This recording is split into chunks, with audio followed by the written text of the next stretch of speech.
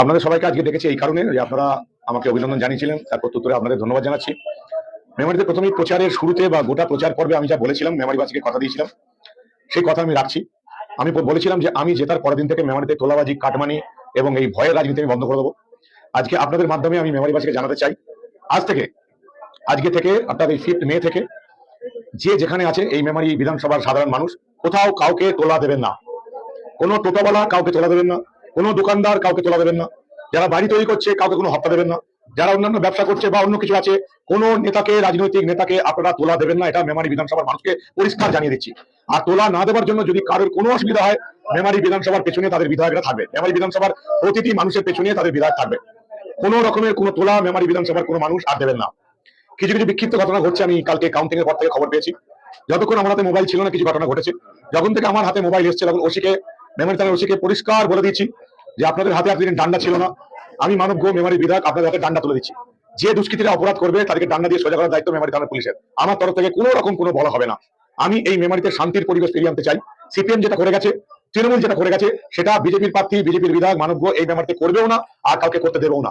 যারা আমাদের হয়ে এখনো বদমাইশিগুলো করে যাচ্ছে তাদের পেছনে আমি নেই, এই কথাটা আমি আপনাদের মাধ্যমে পরিষ্কার বলে দিই। মেমারিতে শান্তির রাজত্ব প্রতিষ্ঠা করতে, আমি সিস্টেমগুলো চেঞ্জ করতে এখানে রাজনীতিতে নেমেছি। আপনাদেরকে আমি বারবার বলেছি, মেমারি যারা বাসিন্দা তাদেরকে আমি বারবার বলেছি, মেমারির বাসিন্দারা এই 30,000 ভোটে হেরে থাকা মেমারি বিধানসভাটা বিজেপিকে জিতিয়েছে, পদ্মকে জিতিয়েছে এবং মানব গোকে জিতিয়েছে। আমি কথা রাখবো, মেমারিতে শান্তির পরিবেশ তৈরি হবে।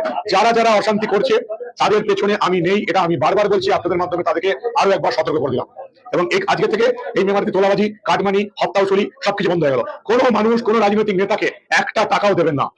কেউ যদি জোর করে আদায় করতে চায় বা তার জন্য যদি কোনো কাজ আটকে যায়, মেমারির বিধায়ক মানব গো তাদের পাশে আছে। এইটুকু আপনাদের বলার ছিল। মেমারিতে শান্তির পরিবেশ থাকবে, প্রত্যেকে নিজের নিজের রাজনীতি করবে। তবে কয়েকটা জিনিস আমি শুনছি, পুরসভা বা বিভিন্ন জায়গায় গ্রাম পঞ্চায়েতের অফিস থেকে নাকি ফাইল টাইল সরিয়ে নেবার একটা কথা উঠছে। আমি পুলিশকে অনুরোধ করবো, প্রশাসনকে অনুরোধ করবো সেখানে ইমিডিয়েটলি সিকিউরিটি গার্ড দেবার, যাতে কোনো পঞ্চায়েত অফিস, কোনো পুরসভা থেকে যেন কোনো ফাইল না সরানো হয়। এটা বলার জন্য আপনাদের ডেকেছিলাম। আপনারা বলুন। আমি সব জায়গায় আমার লোক পাঠাচ্ছি, প্রত্যেককে বলা হচ্ছে যদি মেমারির বিধায়কের সঙ্গে থাকতে হয় তাহলে কোনো রকম অশান্তি করা যাবে না। আর যদি বিধায়কের সঙ্গে আপনারা না থাকেন, আপনারা নিজেদের মতন কাজ করবেন, পুলিশ আপনাদের বিরুদ্ধে ব্যবস্থা নেবে। আমি এই নিয়ে কিচ্ছু বলবো না। আমার এখানে আমি শান্তি চাই। তৃণমূল যে কাজটা করেছে 2021 সালে আমরা সবাই জানি, তৃণমূল যে অত্যাচারটা করেছে বিজেপি কর্মীদের উপর আমরা সবাই জানি। 21-এর পর, 24-এর পর আমার প্রচুর কর্মী ঘর ছাড়া হয়ে গেছিল, আমরা সেটা জানি। কিন্তু আমি সেই রাজনীতিটা করবো না। সিস্টেম গুলো চেঞ্জ করার জন্য রাজনীতি এসেছি। যারা এই সমস্ত কাজ করছে, ছোটখাটো দু একটা ঘটনার কথা কানে এসছে, তাদেরকে আপাতত বলবো ভাই সতর্ক হয়ে যাও, পুরো সতর্ক হয়ে যাও। যদি তোমার বিধায়কের সঙ্গে তোমাকে কাজ করতে হয় তাহলে ইমিডিয়েটলি অশান্তি বন্ধ করো। আর যদি বিধায়কের সঙ্গে কাজ করতে না হয়, যদি মনে করো আলাদা কাজ করবে, তাহলে তোমার কাজ তুমি করতে পারো, পুলিশ এখানে অ্যাকশন নেবে। আমি এখানে মেমারি থানার পুলিশকে পরিষ্কার বলে রেখেছি, আপনাদের ডান্ডা আপনাদের হাতে তুলে দিলাম, ডান্ডা প্রয়োগ করুন। একদম মেমারি পশ্চিমবঙ্গে রাম রাজত্ব প্রতিষ্ঠা করবে আমাদের সরকার। আমাদের সরকার গঠন হচ্ছে, সেই নিয়ে আমার কিছু বলার নেই। প্রচুর সিনিয়র লিডার আছেন যারা বলবেন। আমি মেমারি বিধায়ক হিসেবে মেমারিতে রাম রাজত্ব প্রতিষ্ঠা করতে চাই। এতে যদি কারোর মনে হয়, কারো যদি মনে হয় মূর্খের মতন কথা বলছি, আমি রাম রাজত্ব প্রতিষ্ঠা করতেই এখানে নেমেছি। এবং রাম রাজত্ব শুধু রাম কিন্তু প্রতিষ্ঠা করেনি, রাম রাজত্ব প্রতিষ্ঠা করেছিল অযোধ্যার মানুষ। অযোধ্যার মানুষ রাম রাজত্ব প্রতিষ্ঠা করেছিল, রাম তাদের পাশে ছিল। মেমারির মানুষকেও আমি অনুরোধ করবো, আপনারাও রাম রাজত্ব প্রতিষ্ঠা করুন, আপনার বিধায়ক আপনাদের পাশে আছে। মেমারি থেকে রাম রাজত্ব প্রতিষ্ঠার সূচনা হবে, আমি আপনাদের কথা দিলাম।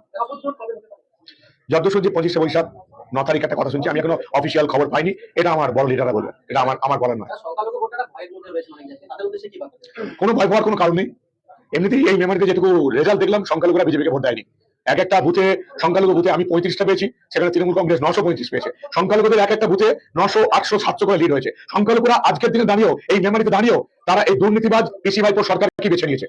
সংখ্যালঘুদের বোঝা উচিত যে এই পশ্চিমবঙ্গের শান্তি প্রতিষ্ঠা করতে, এই মেমারিতে শান্তি প্রতিষ্ঠা করতে তাদের কাদের পাশে থাকতে হবে। তারা কিন্তু এবারের ভোটেও তৃণমূলকেই বেছে নিল, এই দুর্নীতি পরায়ণ তোষণবাজ সরকার থেকে বেছে নিয়েছে।